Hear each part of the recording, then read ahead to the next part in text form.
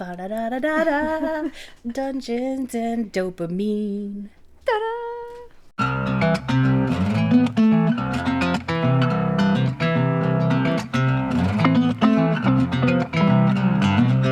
Hi, welcome to Dungeons and Dopamine. I'm Jess. I'm Brie. We're here to dope you up. Woohoo! Why are we so bad at intros and exits? I don't know. Like the only reason we can end our show. The only reason we can end our show is because we wrote like a sign off. Yeah. And sometimes we just have to start saying it. I think it's just our awkwardness bleeding through. And I'm not sure that's something we're ever going to get rid of. I don't like that. You're probably right. In fact, I feel like our friendship would end if our awkwardness disappeared. How dare you? And stop and think about it for a minute. Because you know it's true. I hate you. Okay. I'll go. Great podcast. I was listening to one of our episodes on the way here. And we had the very similar conversation where we just ended the podcast in the middle of the episode, as we do sometimes. All the time. Yeah. But I got a phone call right after we were like, okay, that's it, we're done. And then it just went blank for a second while the phone call started ringing, and I was like, I don't remember it ending like that. I remember recording so much more information. I should do that sometime, but only send that episode to you. Like, yeah, it's all ready. It's edited. It's good to go. Sounds amazing. You have to listen to this one right away. It's so good. Yeah. Mm-hmm. I can accept this. So we're back on track. Back on track. Podcast is a go. This is episode 21. Which is a multiple of 7. I got so excited about it, I spit everywhere. Please back up. I request that we do something really cool for episode 24. We have to. Because 24. It's important. It's so important. It is the most important. It's so important that my body forced me to have my child on that day. True story. Freaky. Very freaky. So we have Patreon. We do. We talked about it a little bit. Mm-hmm. We've got 4 different tiers.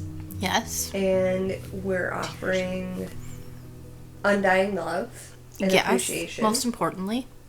There's a book list for all of the books that we talk about every week, basically. I love books. Me too. Let's just stop the podcast and read.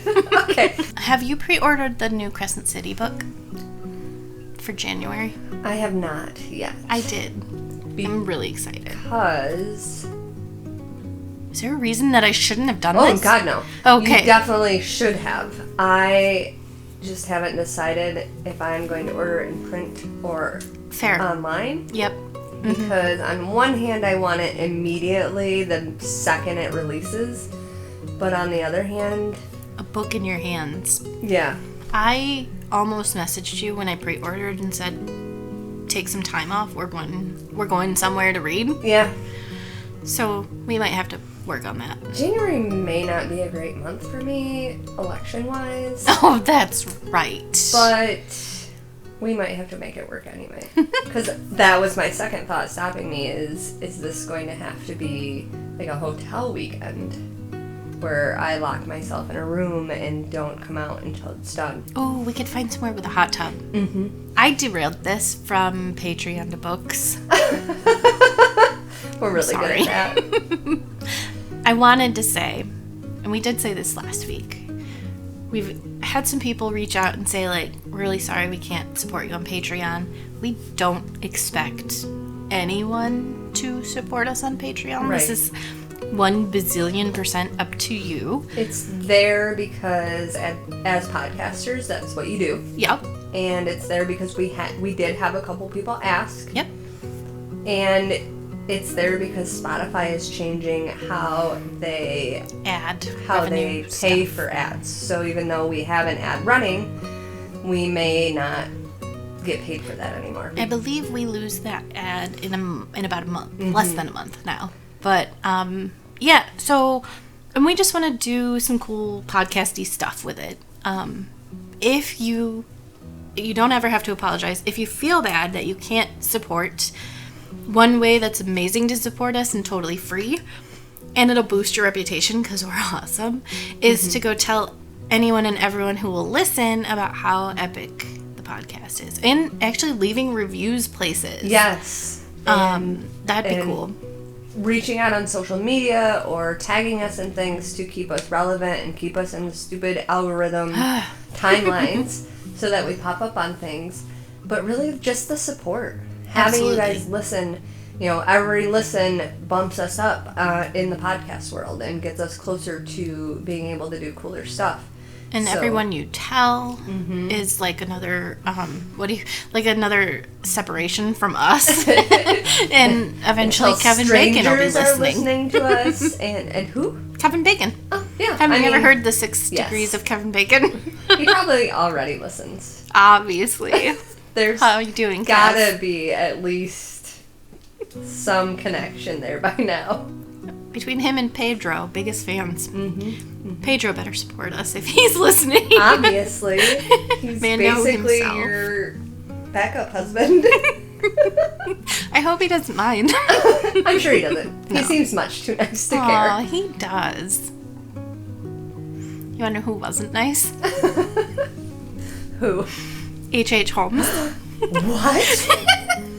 Tell me more. My goal every week is to have the worst, best transition ever. That was pretty good. I'm already gonna... I cannot even begin to work on my transition from your topic to mine because I don't even know how crazy yours is about to get. The last one was intense, so... I've blown your mind these few weeks. This Denver airport was like... And I feel like as a teenager, I spent a lot of time in the creepy world. Jody and we loved those like scary storybooks and the Michigan scary stories and ghosts and hauntings and all that stuff. And I didn't think I was that far out of the loop now, but every week you bring something new to the table that I didn't even know was creepy. I got you. I'm bringing you back. I want to make you feel young again. I appreciate that. I need that with my old hips and my back that hurts all the time. And I can't help with those. It's just your mind. I mean, at least one part's heavy. So, H.H. Holmes, I didn't know anything about him. I'd heard the name, and I'm always like Sherlock Holmes? Yeah. They must be related. Yeah, exactly. Why else would a Holmes probably be just famous? His other nickname or something. Yeah. Which is not true. He has nothing to do with Sherlock Holmes. Oh. I watched a video game. I watched Jacksepticeye play it. It's called The Devil in Me. And it was a story video game where, as opposed to like fighting and shooting and button mashing, you're more making choices and going through a story. Okay.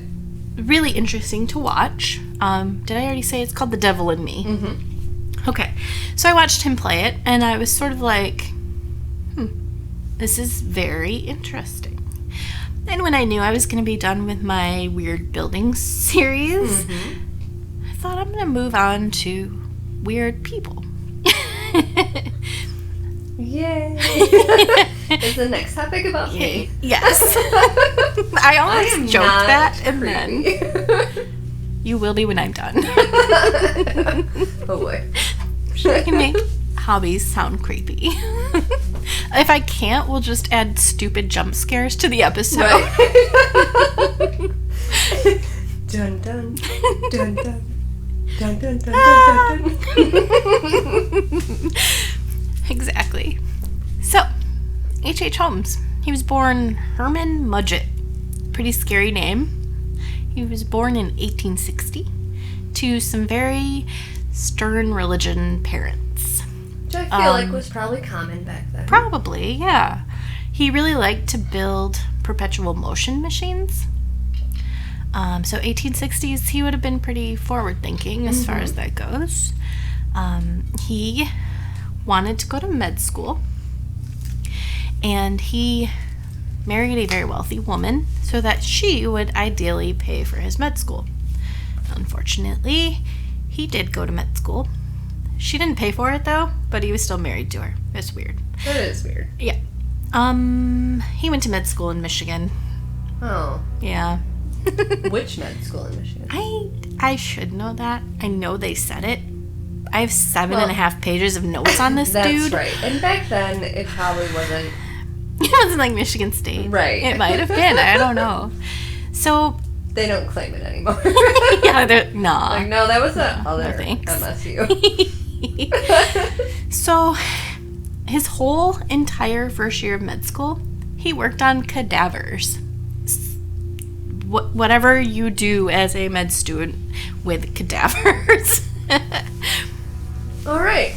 He actually called the work ghastly, and school was very expensive for him. So he found out that the janitor was in an underground body selling thing. Not human, live. They were human. Not live bodies, like human trafficking, But dead bodies. Yeah. There was a market for that? Yup. Is there? I don't want to know. I don't want to know if there's still a market for I didn't that. Google that. I'm sure there is. I don't want to know. So Anyway. Less creepy. we're going to pretend that only in the 1860s. Yeah. So what it was he was buying the cadavers for the school. So once Holmes found that out, he decided he was going to start robbing graves and digging bodies up and selling them to the janitor to pay for his med school. He was pretty devious. I mean, obviously grave robbing is gross. I was going to say, I feel like you have to start from a place of unwell Yeah. for your brain to be like, I need money. Yep. I'm going to go rob graves. That is the only choice I have to be able to finish Right. med school is I have to rob graves. Yeah. I'm not going to get a job. Or ask my rich wife. Yeah. No. And that was the plan originally. I don't know why he needed... Anyway, whatever. So, he didn't have very good morals. He met a guy in med school, and they were going to make up this whole story about a guy and claim insurance money when they could prove this guy had died. I think they were going to do that using cadavers. I don't know if it paid off. I don't remember if it paid off or not, but he planned it. He was gross. He barely graduated college, but he did. He was very a doctor. busy with his other business. Apparently, all of his fellow med students voted whether or not he should graduate. I'm glad that's no longer a thing. I know, right? Ugh. He left his wife because she was useless now. Yeah. Couldn't pay for his med school. Wouldn't pay for him. He was just a problem at that point. He chased another woman, met another woman, wooed her, and then was outed as a cheater. He didn't make it as a doctor. So Surprise, surprise. Exactly. So he left and he went to Chicago. Thankfully. Get out of Michigan. We don't want you here. Yeah. He said that the bodies in med school really desensitized him to death and understanding that people are people with feels and lives. You need to be like anesthetized before you cut into him. Yeah, Weird. yeah. So he claims that it was this desensitization that caused him to be a murderer. He has some very interesting papers out there, journal entries and stuff, that he's whack, obviously. It was really strange that he graduated school because most serial killers do not. And I did not know that. H.H. Holmes is cited as America's first serial killer. Oh. Let's dive in. So, Just as a side note, it was definitely the University of Michigan. was it? Oh, dang. Oh. It's totally ready to blame that all on MSU. It was you, man. Maize and blue. Hail to the victors. So, he tried to kill himself after this series of events and was sent to a psych ward. He left the psych ward only to kill his best friend with poison at a hotel. Was it the Cecil? No. That'd be a long way to go. Right? No, but weirdly enough, this does actually have to do with a hotel. Mm-hmm. Oh. Huh. Yeah. Huh. We're gonna get there. Apparently I had hotels on the mind. I need to take a vacation to a non-haunted, non-murder hotel. I'll get on that. Thank you. Near Definitely the Denver not airport. haunted. So, he put his best friend's body on ice. In writing about the murder, he really enjoys sharing the details about the murder. It's very clear in his writing that he doesn't see this as a human. He does not see it as his best friend. He sees it as a body and nothing more. He claimed the money from his friend's death, like his insurance money. Sorry. I kind of left that out. That's why he poisoned him. How do you sign up to get insurance money for your best friend's death? I don't know, but you asking that question makes me nervous.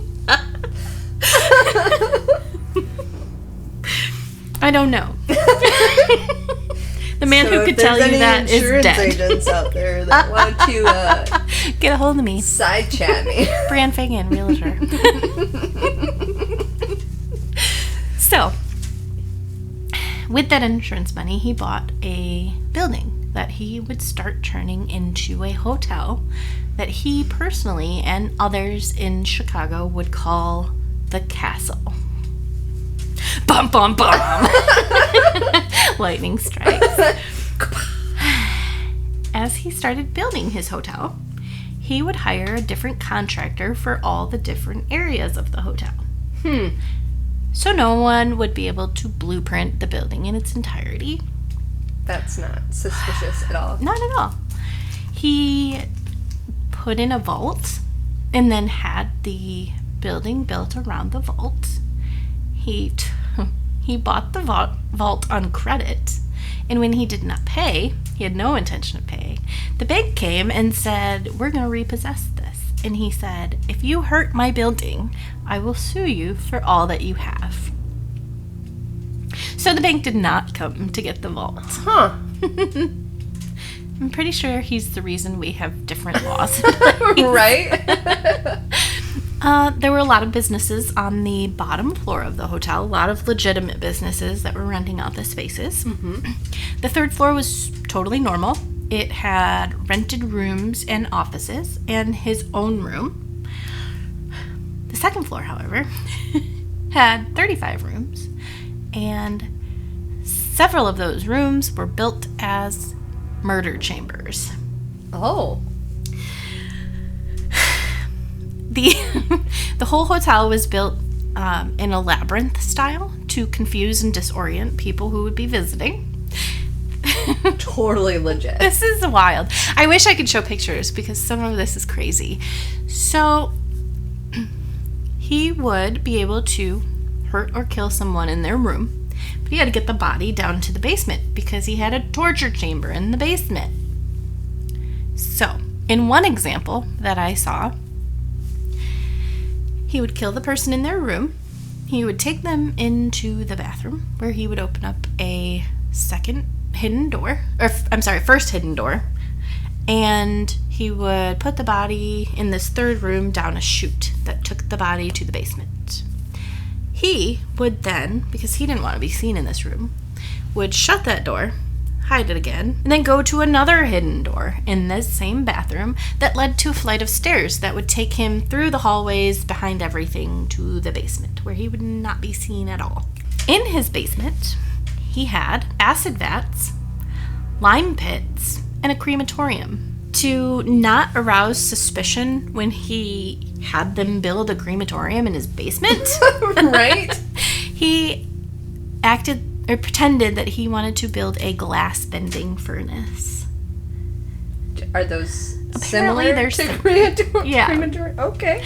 Apparently it worked because they did, and no one questioned him for many, many years. Mm-hmm. There was also a machine to stretch bodies.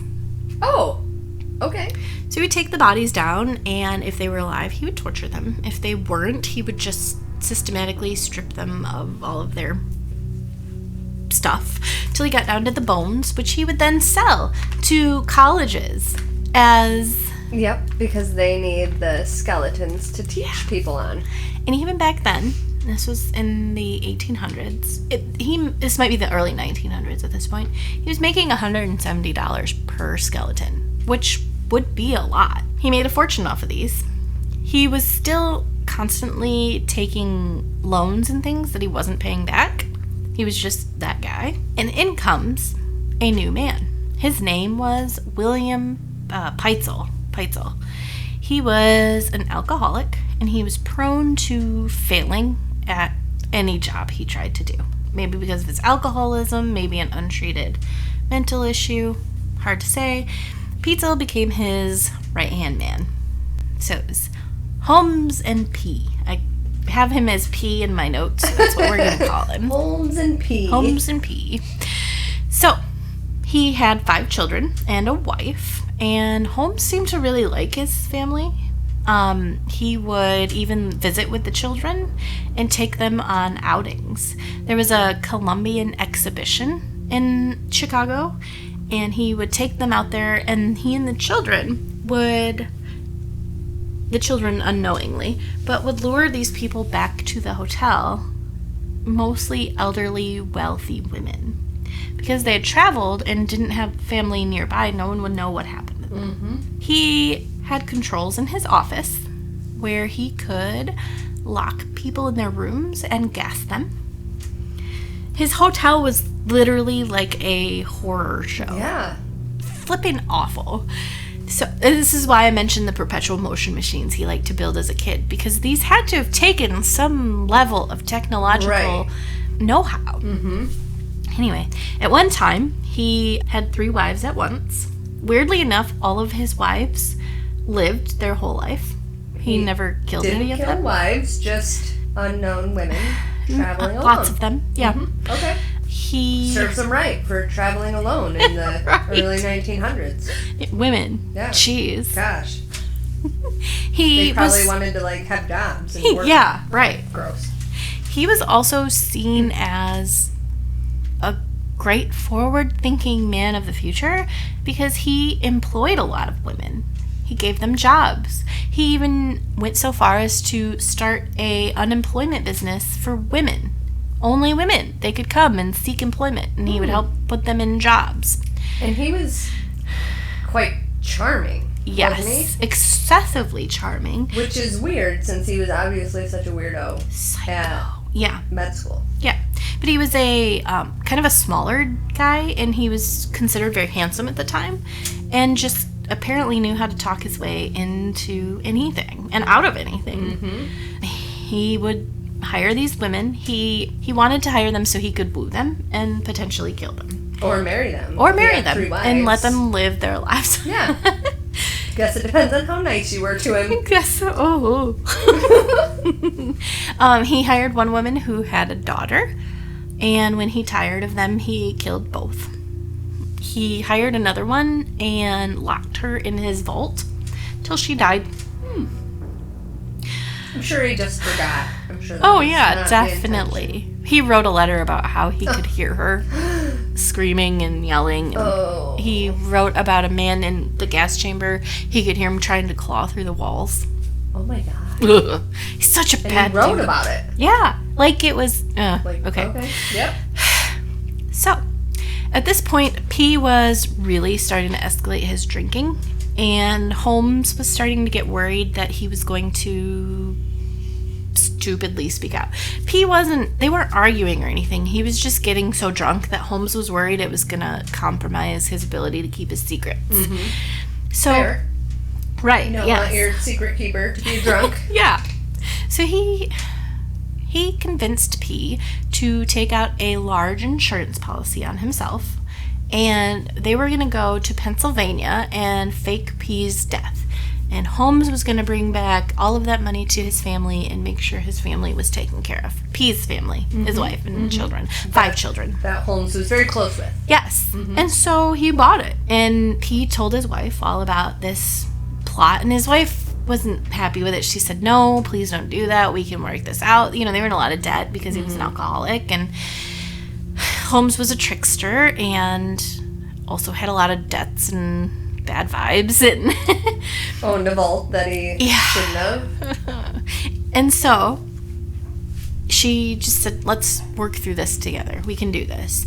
He said, no, I think this is going to be the best way. And off they go to Pennsylvania. And it took a long time. They were in Chicago. To get to Pennsylvania was quite a trek. So on the way, Holmes, for the very first time in his life, gets caught frauding somebody. Okay. And he goes to jail. And in jail, he meets a notorious gangster whose name I did not write down. And he explains the scam that he and P are going to do. Eloquently put. And the gangster said, hey, I've got some advice and a couple of contacts I can give you. And all you have to do is give me $500. And Holmes was like, yeah, for sure. Cool. Easy. He got out of jail. He left. He went with P and they got to Pennsylvania and he murdered P. Surprise! He mutilated the body past recognition and then started a fire in the home where the body was going to be. P's family at this point thought that the scam had gone right and Holmes was going to be returning with money. This was the intention. Yes, they did not realize that P was really dead. And for some reason, they needed to have a family member and Holmes verify that this was P's body. So the wife sent their 15-year-old daughter out to do that. Oh. Yeah. That's Yeah. great. Yep. Of her. That would be my first choice. Yeah. 15-year-olds are notoriously great at things and Very. love seeing their dad's dead body. Very mentally stable. Not going through things at all. Yeah. So Holmes really enjoys that she sent one of her children out. One of her girl children. Yes. And he calls for another of the children to come out. It was, I think, the second oldest boy. So he separates this mom from Her husband. takes 2 of their children. And then eventually he says, send me the third child and keep the youngest with you and travel to where I am. You'll be less conspicuous with only 2 children. I don't know. He was a great talker. Yeah? Must have been convincing. I feel like a lot of people had a lot of children back then. Yeah. And why would that be weird? Right. And why would it be weird for her to be traveling? So, he really enjoyed having these kids separated. The 15-year-old was writing letters to her mom, and he was not sharing them with the mother. In the meantime of all this happening, the gangster realizes the murders have happened, and he does not have his $500. Holmes loves to make promises about money and not give on them. And he starts ratting. Yay! Yeah. When would we ever think we were going to... Gangsters. Exactly. They're so reliable. They're totally awesome. So he's alerting the police. He's telling them Holmes had this whole plan and this guy who killed himself was going to be murdered and blah, blah, blah, blah, blah.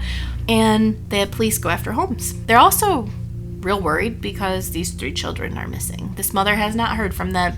She's getting concerned. She's not getting any letters from her children. She hasn't heard from her husband, who is supposed to be in hiding, but now it's starting to come out that maybe he's dead, for real dead. They find him and they arrest him, and he admits that he killed her 3 children. Oh no. Yeah. And this hero of a detective finds all 3 bodies. They were very unpleasant deaths. It was really tragic and should never have happened. So, 1895, the police enter the Holmes castle. They traced 50 missing people back to the castle. They found bones, body parts, his contraptions. Unfortunately, with the lackluster forensics at the time, they couldn't identify most of them. Mm-hmm. It was just bones. It's actually really sad. They just couldn't connect all these back. The first day of court, Holmes dismisses his lawyer team and acts as his own lawyer. Of course he does. As he realizes he's beginning to fail, he brings back his team of lawyers because he needed someone to blame if he didn't succeed. Mm-hmm. Can we say narcissist or sociopath? Big For time? For sure. And on the third day of trial, P's wife comes in. She takes the stand. She recounts the fraud plan and Holmes taking her children. And the defense presents all of the letters that Holmes had. That this mom has never seen. Yep. And she breaks down in court. And it's said, hearsay, really, but it's said that her sobs and her emotions were so much that no one in the room was dry-eyed. They were all weeping, except Holmes. Of course. Who sat and doodled through the entire thing. One of Holmes's wives took the stand, and the moment she got on stand, he started to weep. It was said to be very believable, but obviously a ploy to make it seem like he wasn't a monster. Right, because he doodled through the crying of his supposed best friend's wife, a family he had spent years and years and years with, and treated the children like his he was own. an uncle. And he's able to listen to her sob without reacting, but this wife, one of his wives, the three, shows up, yeah. And he, gross. Yeah, it makes me want to cry, first of all, and also sick. Right? So, the jury did not take long to all agree that he was to hang. Yay. He confessed to an author shortly after his sentence of all of his crimes. And the author said it seemed like he really enjoyed recounting those memories. He would burn people alive, he would gas them, he would poison them, strangle them, suffocate them. He hanged 9 days before his 35th birthday, which I thought was really crazy because this seems like a lot to do. He made all of that happen in 34 before he was years. 35 years old. Yeah. He was really concerned that his body would be desecrated or used for medical research, like what he experienced as a student at the college. So he requested to be buried very deeply, 10 feet, and cemented. And he was. I don't know why we gave that to him. Why would they? I don't know. Probably because they didn't want creepy fans of his to... Yeah, and they were worried that people might take something from him as a memento, like a souvenir. Yeah, people are awful. Yeah. Unfortunately, there is no way to know how many people he truly murdered. It can be anywhere from 9 people to 200 people. Oh, wow. There are guaranteed to be 9. Like, there's no question he killed those 9 people. Mm-hmm. But it could be up to 200. Yeah, and they found at least 50 different. Traced back to the hotel. So, the hotel, the castle, was going to become a tourist attraction. Of course, as we've learned from the Cecil. Yeah. I'm sure it would have ended great. The gassing chamber rooms probably would have been really popular. But someone burned it down. Oh, darn. Yeah.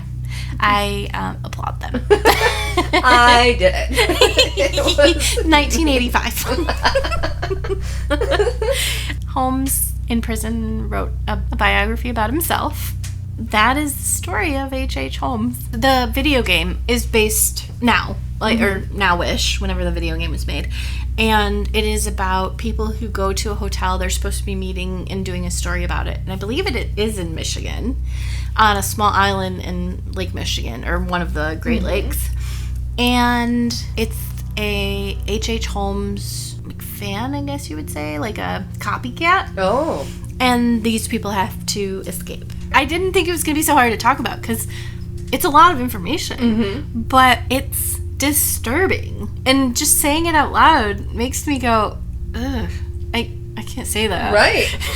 He is a creepy It's man. creepy. If I am able to find them and remember, I can link some of the videos of the blueprints and the setup of his hotel. Because despite being disgusting, he was very intelligent. The hotel setup was grossly intelligent. He probably would not have been caught had he not also been a scam artist. Yeah, and escalated and then bragged to a mafia boss. Like, duh. Don't screw and a then mafia boss over. Not ever paying his debts and stuff. People really come after you for that. Yeah. It's not something you just get away with. Like so their money. yeah. All right then. I don't know if the hotel had a lot of spiders in it. I think it probably did. And Were they wolf spiders? maybe. Probably. Because wolf spiders can live literally anywhere in the world except for, like, Antarctica. I gotta move to Antarctica. Have been around since the dinosaurs lived. So, I guarantee the wolf spiders were not supportive of H.H. Holmes and were probably trying to ruin his good time. I hope so. Maybe we can good guy the spiders. We're totally gonna good guy these spiders. That was your goal with this topic, right? Yes. In case you couldn't tell, we have transitioned. Yes. Transition. I'm talking about spiders. Why am I talking about spiders? Because, first of all, when I started talking about narratives weeks and weeks ago, I really wanted to pick a topic that everybody hated and try to turn the narrative on it. I went with spiders because Connor recently has a fear of spiders. My goal with this topic is I will know I have successfully defended the narrative of spiders if I can make Jessica make a cute noise about spiders before I end this podcast. But I need you to promise me, Jessica, that you will not Google spider pictures while I'm talking about this. I promise. If you make a cute noise before I get to the picture part, I win double. But I don't want you to ruin your brain with creepy spider pictures while I'm talking about this. So I specifically picked wolf spiders because there are a lot of spiders. There's like 51,000 different types of spiders, and I would need there are whole YouTube channels dedicated to the different types of spiders and defending all of them. And I don't want to do that. I don't want to spend days talking to us about spiders. Or truly researching and looking at photos of spiders. Right. So I picked wolf spiders because when I was still kind of forming this topic in my brain, I actually stumbled upon a Reddit post where people were literally like gushing about how awesome wolf spiders are. They were very defensive of these tiny little creatures and all of their benefits. So I figured if there are already groups of people defending these tiny creatures, then surely I could do a podcast episode. There's a video game. There is. It's called Grounded. Okay. And it's kind of like Honey, I Shrunk the Kids, where you're tiny. Mm-hmm. The little spiders are bad. Well, that's a dumb game. Actually, it kind of is. I don't like it very much because I die a lot. Apparently there's also, or was, a D&D bad guy wolf spider, and it came in different, like, there was a medium-sized wolf spider that had certain qualities and a big wolf, anyway. One of the main baddies in the Underdark is a deity called Lolth, and she's a witch. She's a witch. I hate her. The end. And she's a spider. And her people are half spiders. And part of the narrative about spiders, what we know, is they tend to be the bad guys, right? I'm going to be making this ugly face at you the whole I time. know. It's beautiful. And so we've grown up knowing that, or being told that spiders are the bad guys. They're the creepy characters. They're always nefarious. They're always out to get you. arachnophobia came out when we were children. Oh, like, there's just eight-legged always freaks. there's just always been this fear of spiders. I'm questioning that narrative. So I got on the internet, and I'm not the only crazy person. There, like I said, there is a YouTuber. His YouTube channel is called My Wild Backyard, and I watched a whole video where he just lets this giant wolf spider like crawl around on his hand, and he talks about how amazing it is, and it doesn't bite him. It doesn't bother him. It just wanders around on his hand and he hangs out with it. His video talks about how the wolf spiders are the best spider for getting past arachnophobia. Starting with the basics, but we know that spiders are the 8-legged arachnids that everybody already knows about. We know they're different than insects because they have 8 legs instead of 6. They can have up to 12 eyes. Some of them have 4. The wolf spider in particular has 8, and I will show you later. They are set up very cutely. Ticks and scorpions are also considered arachnids, which are much grosser, and I'm not gonna lie. defend ticks. I'm way more terrified of a tick than a spider. Yes, and I don't have a problem with scorpions, but they I'm don't glad we really don't live have here. them. So Yeah. all spiders have 2 body sections. They have a cephalothorax in front and the abdomen behind. The abdomen has their digestive system, reproductive organs, all of that. And the underside of that is where the silk or the webbing comes from. These structures that produce the silk are called spinnerets, which I think is adorable. So spiders molt to be able to grow, and they can actually regenerate lost limbs when they molt. Really? So there's a story on Reddit that you can find about a guy that found a 3-legged wolf spider and captured it and kept it in a little enclosure and fed it fruit flies for a few days until it was able to molt. And when it molted, it had all 8 legs back. So he gave him a few days to toughen up and then released it back into the wild. And there are comments of these people. There are subreddits called like Spider Bros and Spiders where people just get on there and defend spiders and talk about how amazing they are and how beautiful these creatures are. So I'm not the only crazy person. The coolest thing I found about spiders, and this again is just spiders in general, is they don't have bones or muscles like we do. They actually move by pumping fluid from one part of their body to the part that needs to move. So they have almost like a hydraulic system in them, and that's how they move. And there are actually people that think maybe that's why we find them so scary, is because they move differently than us. So it looks like they're moving when they dart out at you or when they run from you. Our brains know that they're moving differently Do than we crabs would. move the same way? I don't know. Because crabs and spiders equal the same thing in my brain. Not that, like... Not that they are the same thing. I do but enjoy eating crab. I do not enjoy eating wolf spider. Good. That I know of. Good. We can ask Brandon what they taste like. True. We should. We're on it. Yep. I already said there are 51,000 different types of spiders. They're still being discovered every day, so there could be more than that. Some of them are giant, like a foot big. Like camel spiders. Mm-hmm. Or giant tarantulas. Some of them are very, very tiny. Some of them are harmful and poisonous to humans. Some of them are not. Some make webs, some don't. And some are actually pretty awesome and very cute. Now, to wolf spiders specifically, wolf spiders are not the ones you're like running into their webs in the woods, or they're not building webs in the corner of your house. They are typically ground dwellers. They are called wolf spiders because they are hunters. They will actually chase down or even trap their prey. They... I hate this. Again, they can live pretty much anywhere in the world. So does where they live affect how large they get? Yeah, but none of them get that big. Okay. Like, you're not gonna see a wolf spider more than like 2 inches big. They can be furry looking. Again, wolf spiders. They're basically the Harfoots from Rings of Power. They are travelers. They build cute little homes in like tunnels. They're named Poppy? Yes, all of them. All of them are named Poppy.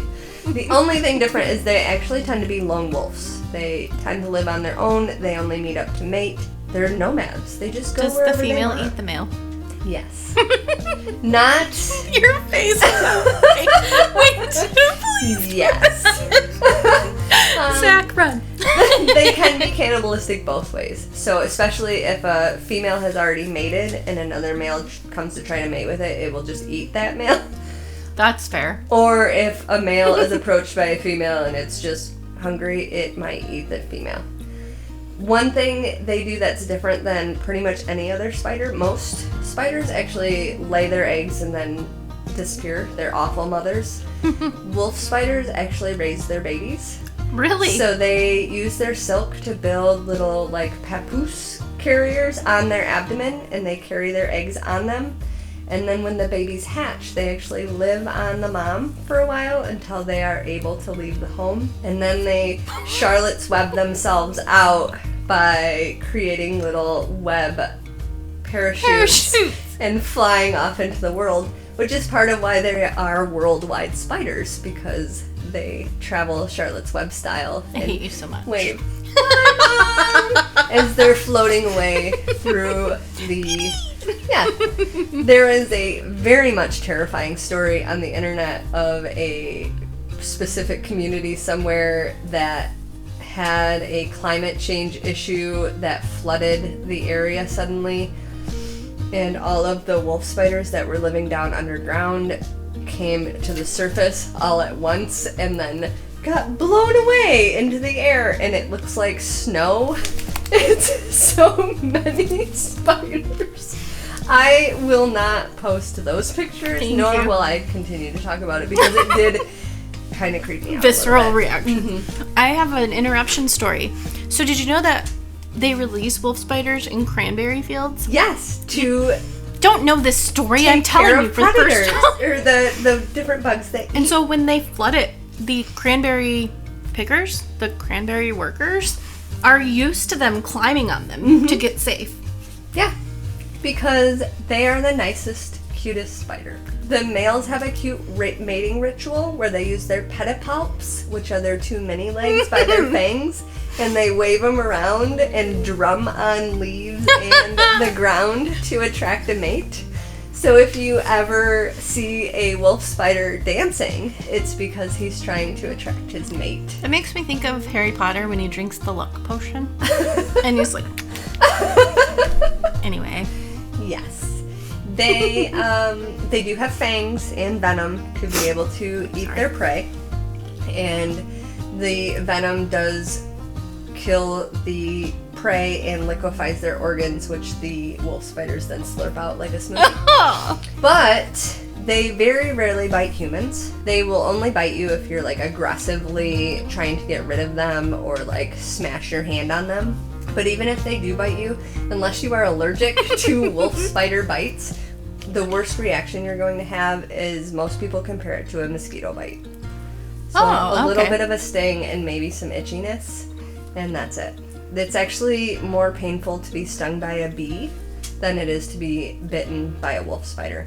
The best part about wolf spiders is they, like in the cranberry fields, eat basically every other bug you don't like. They eat mosquitoes, they eat roaches, they eat crickets, other spiders. There's the huntsman spider, which I guess is very aggressive and very poisonous. The wolf spider will take on and eat or chase off huntsman spiders. So if you live in an area that has this awful spider, you actually want to have wolf spiders around because they will get rid of these evil spiders. The really big ones can eat like lizards, frogs, and even mice if they're very hungry, which could be bad, could be good, depending on how you feel about those creatures. They're considered by all of the bug people and all of the science people to be beneficial bugs. So we have this whole narrative of these people that are afraid of spiders, but in most cases, you're worse off getting stung by a bee.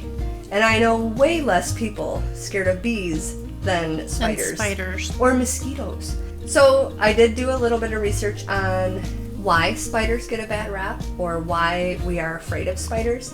And there are a lot of different studies about it. A lot of them kind of show that if even a child is shown a picture of a spider or a snake even, their eyes tend to go to that creature quicker than it does like flowers or pretty things. So there is some sort of intrinsic brain thing that tells our brains to watch out for those or to be aware. Mm-hmm. The study said that doesn't necessarily suggest that means that that we're afraid of them, just that it's a heightened awareness. Yes. So then one guy named Tim Flannery thinks this all comes from, there's the belief that all of Homo sapiens started in Africa. Okay. So all of humans are descended from this one spot in Africa. And his thought is maybe there was a very dangerous spider in that part of Africa. And through his research, he actually found an arachnid. It's the six-eyed sand spider. And it's a leathery crab-like creature that hides just beneath the surface of the southern African desert, ambushes its prey, and has a venomous bite that can kill children. So his theory is that we have this fear of spiders because our original ancestors had a very dangerous predator spider that lived where all of humans came from. And we know that they move unnaturally now. So, like when you watch a movie of a zombie or a skeleton or like the girl from The Ring. Yeah, climbing on your ceiling. Part of why those things are creepy is because they move differently than us. Our brain knows that those are one of the different. most horrendous, like, horror tropes when to it's me. some sort of like creepy and not to go back to creepy with the wolf spiders, but they can run like 2 feet in a second. And that's a big distance to cover in a second. Another theory is, according to psychologist Graham Davey, spiders were actually blamed for the plagues that afflicted Europe back and before they realized it was from the fleas on the rats. So there's also probably this intrinsic thought or this passed down theory that spiders are gross or and disgusting and dirty and they carry diseases and all of this. And then the biggest part now that they're finding is they really think people are scared of spiders because people are scared of spiders.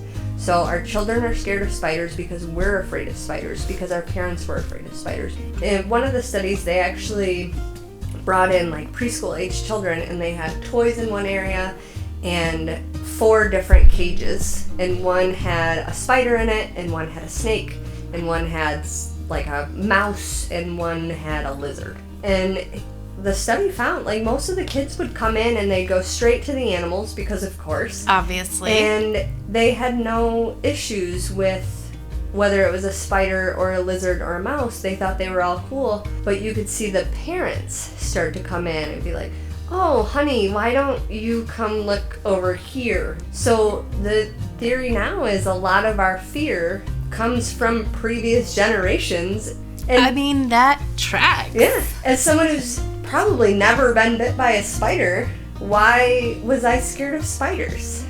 Speaking again of your crab question, this goes back to the theory that it was they thought that spiders were gross because they thought they carried the plague. This was further proved by the fact that arachnophobia tends to be common in countries populated by Europeans and their descendants, whereas in parts of Africa and the Caribbean, spiders are not reviled as unclean, but are actually consumed as a delicacy.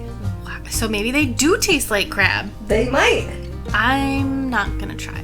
I don't blame you. So this topic was not very long. There wasn't a whole lot to talk about. Basically, I believe spiders have been painted in an unfair light.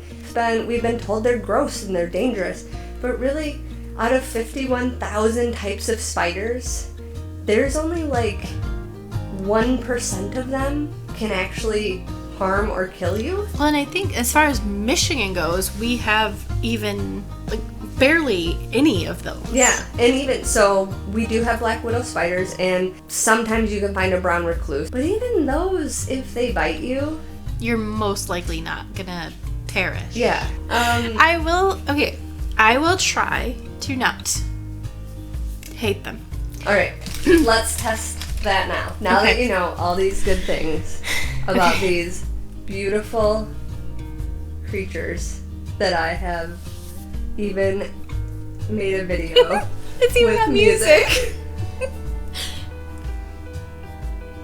That's the babies. What is he holding? A gem for you. It was definitely a wolf spider that I saw yesterday. Fine. Look at that face. If it was just the face, you made it on CapCut. I did make everything on CapCut now. Jessica made at least 2 cute noises and a very good puppy cute face. I did make a watching this video. There were some of those that still gave you that. Yes. That, and it's most. Is it the ones with all the babies? Honestly, no. It's the ones that look smooth. Okay. And full-bodied. The baby ones, because they look furry, I associate them with puppies. Yep. I will say, I follow a lady on TikTok, on my personal TikTok. I should add her to our TikTok, who raises the little jumping spiders, the little fuzzy jumping spiders. Which are also very cute. I thought that might be too easy to go with the jumping spiders. I think Lucas, the spider, is also a jumping spider. But I will try. But as long as it's not invading my space, like the handle of my door or my home, I will try to appreciate them. And try to teach Carly to appreciate them. Yeah, she is not too scared of them. She does not like the one that was on our door. And that's fair. Like, yeah. I understand being uncomfortable with spiders that surprise you. I'm honestly, any surprise bug. I had a cricket land on my foot once, and I screamed because I'm not scared of crickets, but it shocked me. Exactly. It was when the touching grasshopper jumps out of nowhere and lands on me, I still scream. Yes. And I don't necessarily like spiders in my bedroom. If it was in my bed, I would probably murder it. Okay, I'll try. Okay. Question the narrative. As long as they're not shock spiders. Yes. That's fair. Suddenly, spiders. Suddenly spiders. And, I mean, there are bad spiders out there. I'm not telling you to go love spiders. Yeah. Kiss them all. You don't have to befriend But I'll try not to smush the garden spiders. And appreciate the wolf spiders. You know, they're really just trying their best to keep our houses pest-free. Unless I'm playing grounded. Fair. Because then they're much bigger than you. And they're angry. And fast. And they make noises. But they've got cute faces. Actually, I give some kudos to Grounded because they have a mode where you can turn off the spider from looking very realistic to looking very cartoony because of people with arachnophobia. I actually had trouble when I was looking for the cute pictures of the wolf spiders. I had a hard time telling which ones were real pictures and which ones were like cuted up pictures. Like the last ones with the faces. Yes. I legitimately thought they were like animated or drawn. Yeah. They remind me of the alien scientist in Lilo and Stitch. Yes. I wonder if that's where they get... He's gotta be some sort of spider or arachnid. But he does look spidery. He does look like a spider to me. Must be his 4 eyes. He's got a little bit of some wolf spider cuteness going on there. So yeah, Jumba would like you to like spiders and listen to Dungeons and Dopamine. I hate you for this episode. You love me all the time. You can listen to us anywhere you stream podcasts, and you can find us on YouTube. You can also find us on Facebook, TikTok, Twitter, Instagram, Reddit. You can reach out to us on any social media and at dungeonsdopamine@yahoo.com. And Dungeons and Dopamine is edited and produced by Argyle Pigeon Productions. Don't forget about Patreon. Check us out, or just share us if you can't. Patreon. Yeah. We love you. Send me cute spider pictures. Don't send me spider pictures. I said I'm gonna try. I didn't say it would be overnight, okay? Fair. Just send them to me. Okay. Okay, We thanks. love you. We love you. Thanks. Bye. Bye.